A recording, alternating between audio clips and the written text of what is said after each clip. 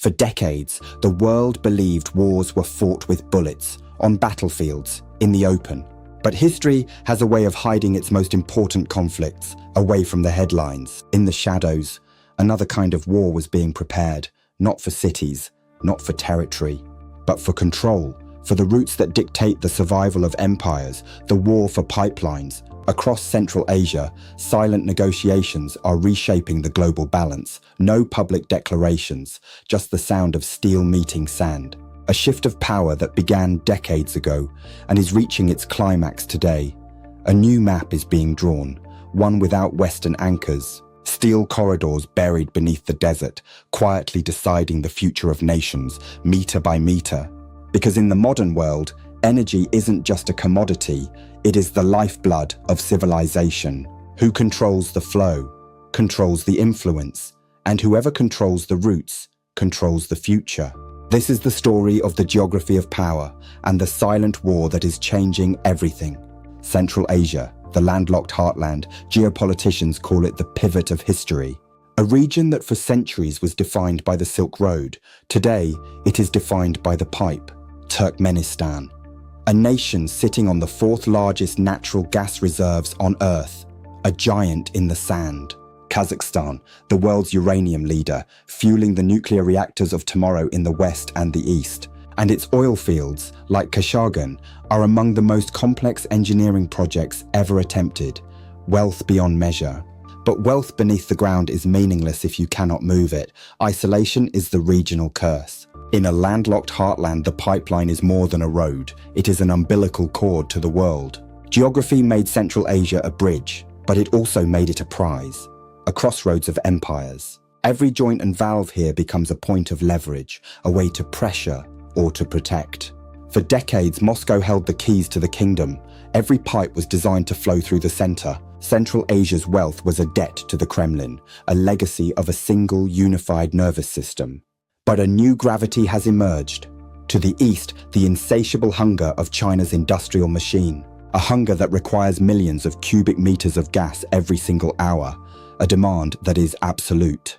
And to the west, a desperate Europe, searching for survival after the severing of Russian ties, seeking a bridge across the Caspian, a way to bypass the gatekeepers of the past. Every valve turned here echoes in the boardrooms of London and Beijing. Every contract signed changes the balance. This isn't just about trade.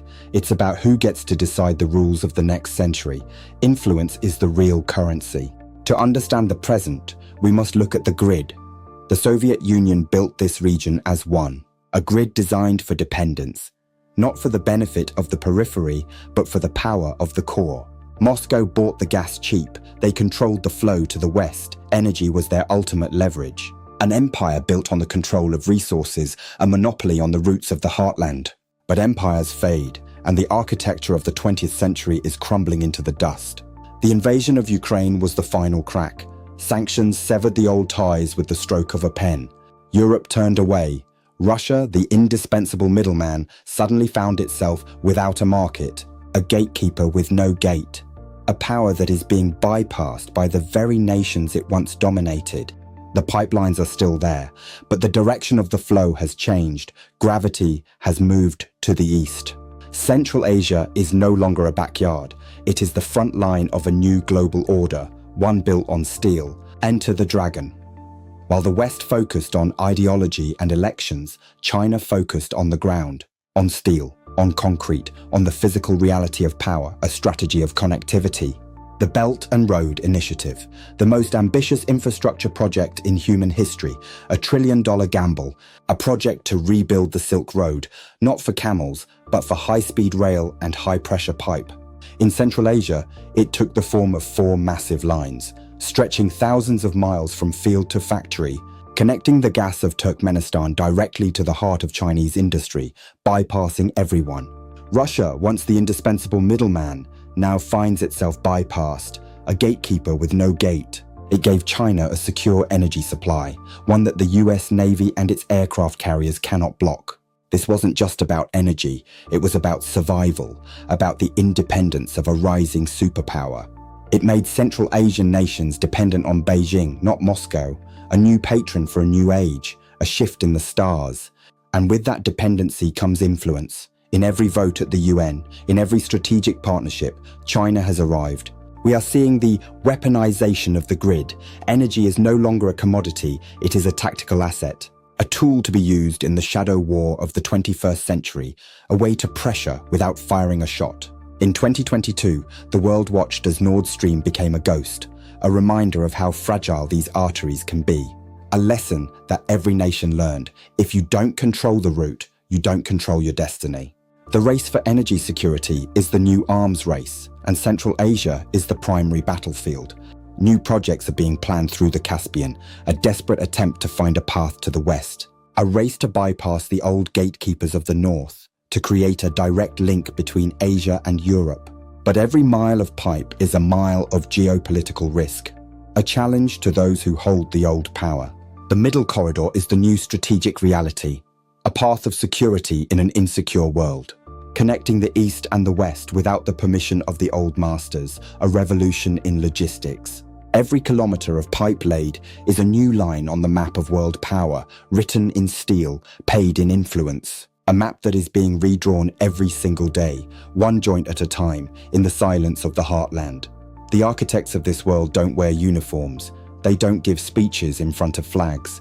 They wear suits and hard hats. They work with spreadsheets and satellite imagery, planning the future in silence. One contract can bind two nations for 50 years. These are generational investments, absolute, permanent. They create dependencies that outlast presidents and prime ministers. Infrastructure is more patient than politics.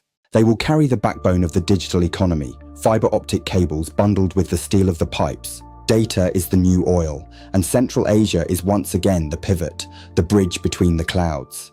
When you build a pipeline, you aren't just moving gas, you are building a permanent alliance, a pact of blood and steel.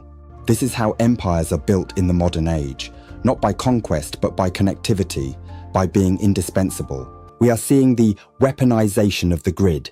Energy is no longer a commodity, it is a tactical asset. The architects of this world don't wear uniforms. They don't give speeches in front of flags. A map that is being redrawn every single day, one joint at a time, in the silence of the heartland.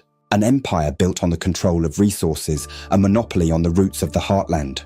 A race to bypass the old gatekeepers of the north, to create a direct link between Asia and Europe. Kazakhstan, the world's uranium leader, fueling the nuclear reactors of tomorrow in the west and the east, on steel, on concrete, on the physical reality of power, a strategy of connectivity.